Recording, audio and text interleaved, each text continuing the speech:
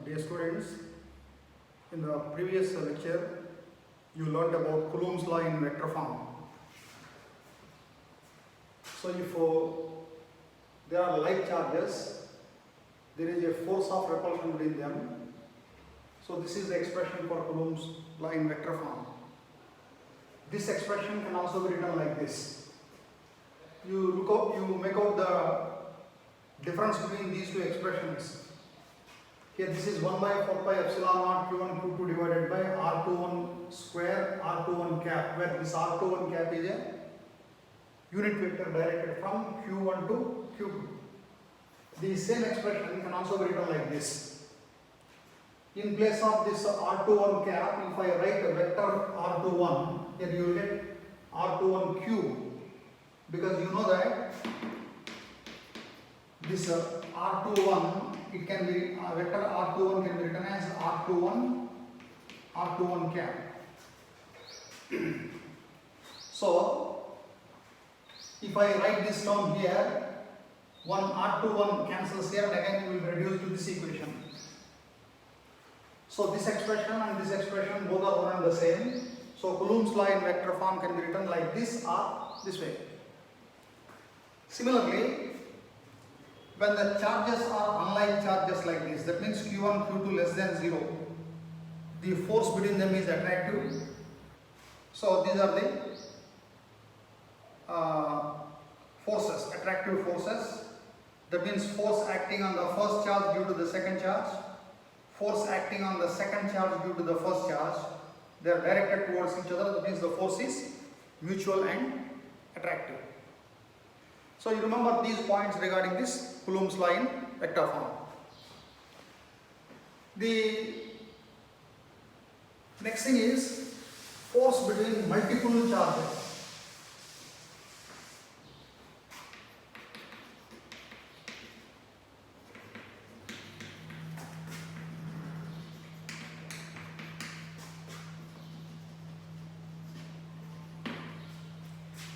Here you consider a system of n number of charges like this: q1, q2, q3, qn, like this. So here there will be a force on every charge due to other charges. That means each charge experiences force due to other charges, and also each charge exert force on other charges. So here let us find the force on q1 due to the other charges q2, q3 and so on up to qn. First we shall consider these distances. So let this distance be r12, this distance be r13, this distance be r1n. So here all these charges, they exert force on this charge. According to Coulomb's law, the force between any two charges is independent of presence of the other charges. You can get the force between these two charges using Coulomb's law. That expression is not going to be changed due to the presence of these other charges. So, force between any two charges is independent of presence of surrounding charges.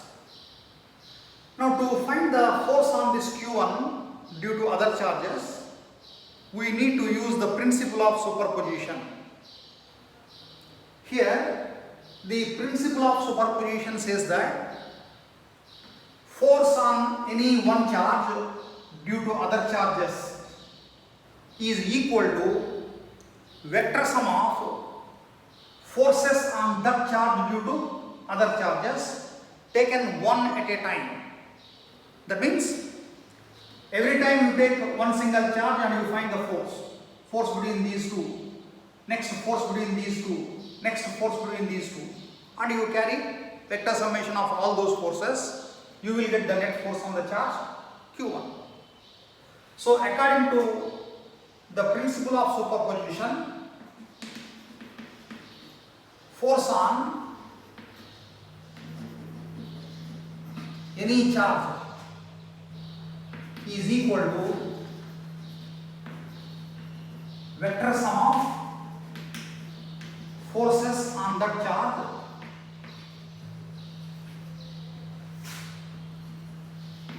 due to other charges taking one at a time.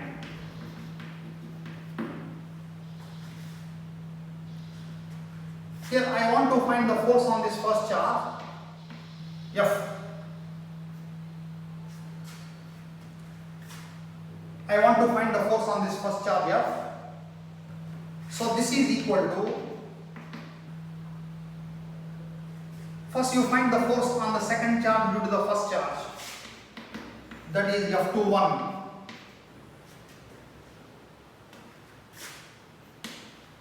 You find the force on the first charge due to the third charge. F1, force on the first charge due to the second charge. Next, force on the first charge due to the third charge. Like that, the force on the first charge due to the nth charge is vector F1n. Now, according to Coulomb's law, this F12 it can be written as 1 by 4 pi epsilon naught Q1. This is the first charge, and the other charge is Q2. The distance between them is R12 square. And what is the direction of this force? So here it is in this direction, that is F12. So it is written as R12 cap. This R12 cap is a unit vector directed from Q2 to Q1. So it is in this direction. Understand? So direction of force on Q1 due to Q2, it is in this direction. You just remember that on which you are finding force, you think that it is movable. In such a case, due to this charge, it tends to move in this direction by repulsion. Therefore, this gives the direction of force. Similarly, this vector F13 can be written as 1 by 4 pi epsilon naught Q1 Q3 divided by R13 whole square R13 cap. Like this, for this nth charge, that means the force on first charge due to the nth charge can be written as 1 by 4 pi epsilon naught Q1 Qn divided by R1n square R1n cap. I can represent this equation by means of a summation. So it is 1 by 4 pi epsilon naught Q1 sigma I is equal to 1 to n Qi divided by R1i whole square R1i cap. So this is the expression for force on the first charge due to other charges. So force on Q1 due to system of charges.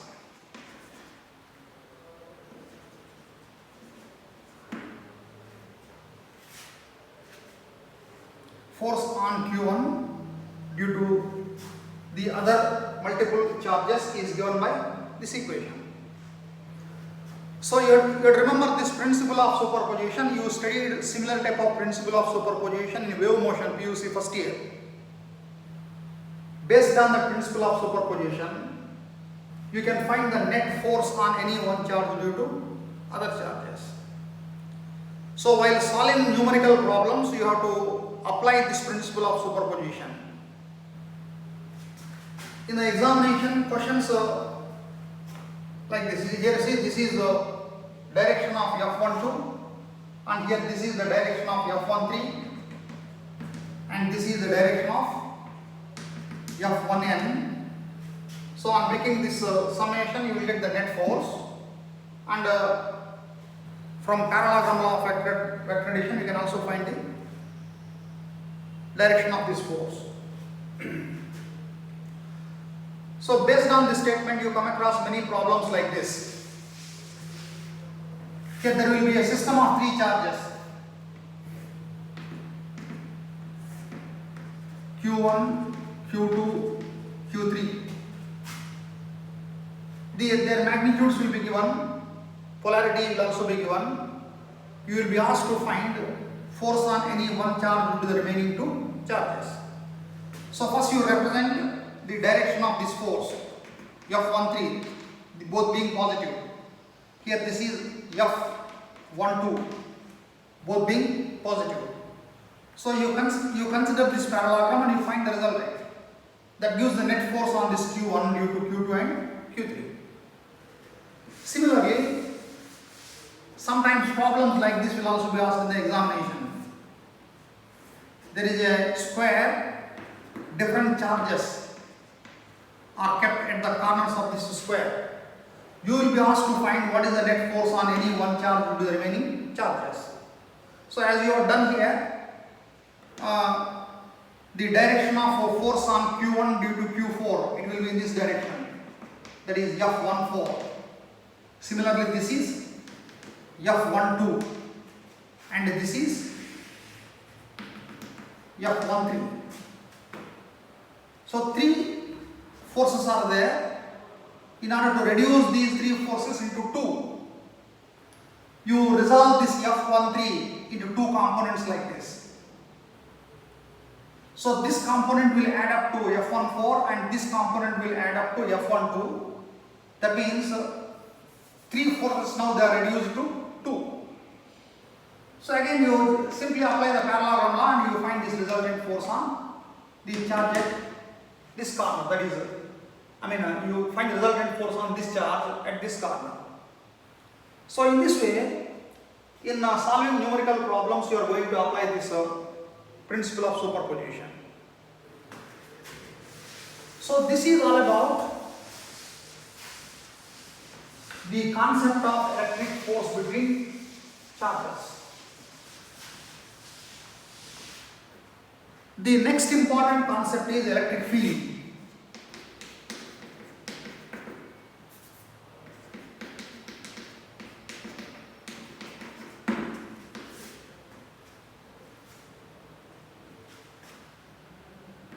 Here you consider a point O in space. At this point O, let there be a charge Q. From this charge Q, at a distant point P, let there be another charge Q. So according to Coulomb's law, there will be a force between these two. Now here, this Q experiences force due to this capital Q. So what will be there at P due to this capital Q, so that force is exerted by it on this Q? That question will arise. What will be there at P due to this capital Q, so that it exerts force on this small q? Or this charge is exerting force on this charge from distance. This is called action from distance. So how capital Q exerts force on small q exerts force from distance? See, in mechanics, a force acts on a body means it is only through contact. Here there is a body.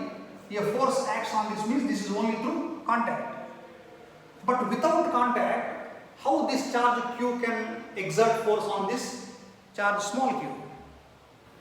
In order to explain these things, the concept of electric field is introduced. So here, this term field means anything which is spreading in space and varies from point to point, that is called as field. For example, in gravitation you studied about gravitational field. You learned that Earth is surrounded by its own gravitational field.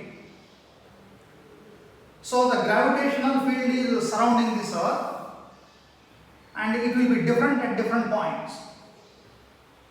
Exactly similar to this example, the space surrounding this charge, it is called its electric field. Electric field is nothing but space surrounding a charge. So every charge is surrounded by its own electric field, whether the charge may be positive or negative, there will be electric field surrounding any charge. So if this charge is there, there is an electric field surrounding this, and due to this charge also there is an electric field surrounding this. Due to interaction between these two electric fields, there will be a force. So in order to explain this action from distance, we have to consider the electric field. Electric fields will be there due to both charges. Due to mutual interaction between these two electric fields, there will be force of repulsion between them. So now you can say that electric field is responsible for the force of repulsion or attraction between charges. So due to every charge there is an electric field. Next, to find the electric field at a point due to any charge, we have to consider another charge like this. See, due to the charge q there is electric field. How much electric field is here due to this capital Q? We have to consider another charge. Whatever force is exerted by this charge on this charge, that force for this charge is called as strength of electric field or electric intensity. See, at this point the electric field is due to this charge. So that's why this is called a source charge. Electric field being due to capital Q, it is called a source charge. To find the electric field, we are going to use another charge here. This is called a test charge. Between the source charge and test charge there is a force. This force per test charge, this is called the strength of electric field or electric intensity at this point P. Understand? So due to this charge, how much electric field is there at P, that is measured like this. So electric field or electric intensity or strength of electric field at a point due to a charge is equal to force acting per unit test charge. Usually this test charge must be taken to be very small one, because if you use a large charge here, the force becomes large and this separation between these two, it cannot remain the same. It cannot remain the same if you take a large charge. That is why this test charge must be as small as possible. That is why, to show that this test charge must be very, very small, we put this condition. Limit Q tends to 0. That means this test charge must be as small as possible. So force per unit test charge, that becomes equal to electric field. Here this charge is a scalar, force is a vector, therefore electric field is also a vector. And the direction of this electric field, it will be same as the direction of force on this test charge. So in whichever direction this test charge experiences force, that becomes the direction of this electric field. So here on this test charge, this becomes the direction of force like this. So this becomes the direction of electric field. So this is the definition of this electric intensity due to a point charge. From this definition, you can obtain the expression for electric field at P due to this charge Q. So,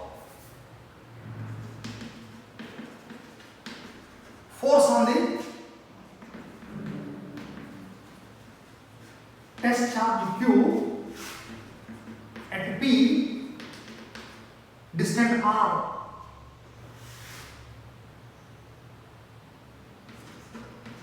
from source charge Q. This F is given by 1 by 4 pi epsilon naught Q divided by R square. So this F divided by Q, this is equal to 1 by 4 pi epsilon naught Q divided by R square. So this F by Q is nothing but electric intensity according to this definition. So it is 1 by 4 pi epsilon naught Q divided by R square.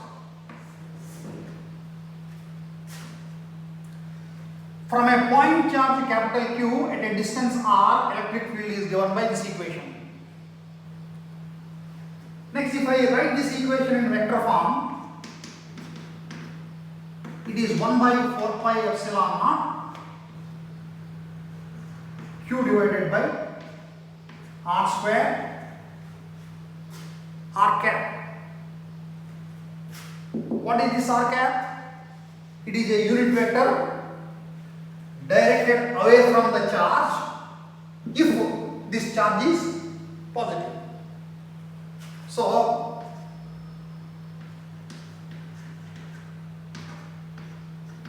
R cap is a unit vector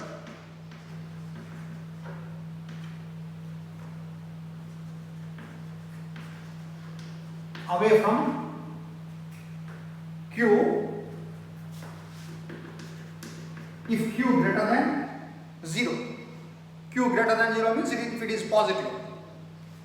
Had it been negative, then the test charge would have been attracted like this. So this is the direction of force on the test charge. So the electric field will be towards the charge. So you remember, due to a positive charge at any point, the electric field is directed away from the charge. Due to a negative charge at any point, electric field is directed towards the charge. So this equation will give you only the magnitude of electric field at a given distance from a point charge, and this R cap will give you the direction of this electric field. So I repeat, if the source charge is positive, electric field at any point is directed away from the charge. If the source charge is negative, then the electric field at any point is directed towards the charge. So this is about the magnitude and direction of electric field at a point due to a point charge. Next, regarding this equation, you have to note down these following points. The first thing, this electric field varies with the distance like this. Electric field, electric intensity is inversely proportional to square of distance from the source charge. That means as you move away from the charge, the field goes on decreasing. The next thing is, this electric field is independent of test charge. That means here at this particular point, electric field due to this charge depends only on the source charge but does not depend on the test charge Q. So electric field is independent of test charge. Next, if electric field is to be 0, this R should become equal to infinity. What it means? As you move away from this charge, the electric field goes on decreasing, and the field due to any charge, it becomes 0 only at infinite distance from the charge. Field due to any charge, that means it may be a smaller charge or it may be a larger charge, irrespective of its magnitude. The field due to charge, it becomes 0 only at infinite distance from the charge. So this is about concept of electric field. Again, to find the electric field at a point due to multiple charges, you have to use the principle of superposition. So electric field at a point due to multiple charges or number of charges.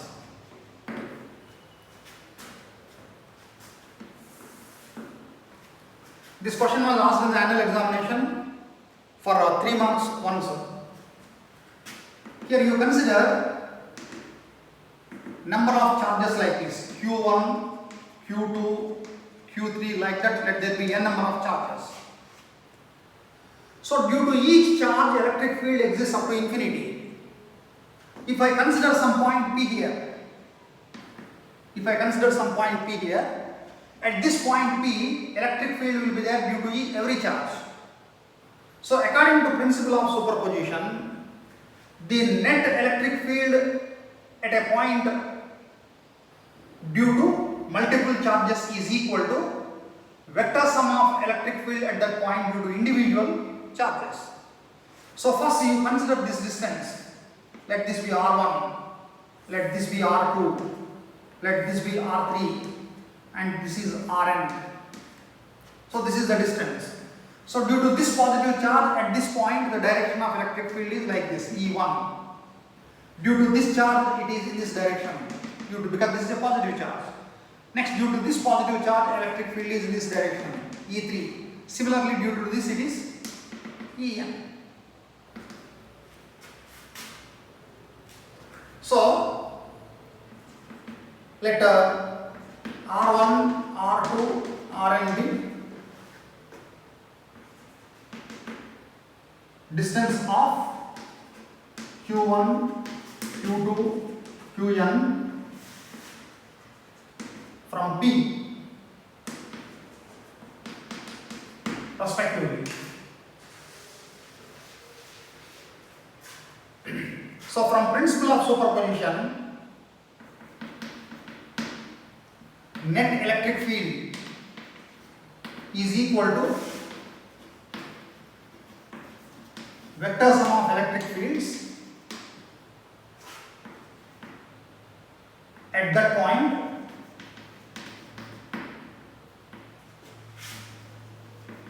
due to individual charges. Therefore, electric field at P, it is equal to electric field at P due to the first charge plus electric field at P due to the second charge, like that electric field at P due to the nth charge.